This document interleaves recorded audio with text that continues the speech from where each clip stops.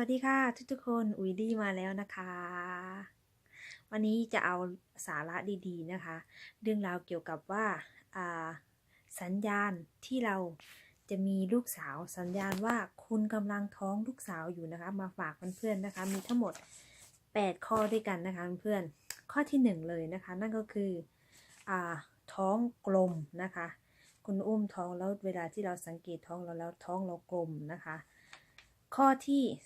2ข้อที่1ท้องกลมนะคะข้อที่2ท้องสูงนะคะ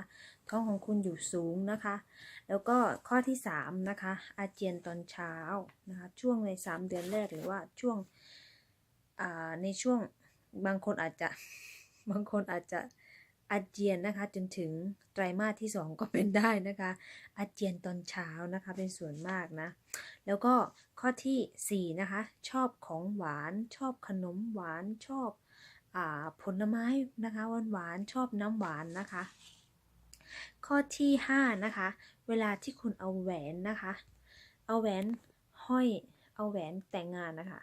ห้อยกับเชือกนะคะแล้วแกว่งแล้วก็เอาไว้บนท้องนะคะแล้วแหวนมันแกว่งไปซ้ายขวาซ้ายขวาซ้ายขวาซ้ายขวานะคะนั่นคือสัญญาณว่าคุณได้ลูกสาวนะคะแล้วก็ข้อที่6นะคะ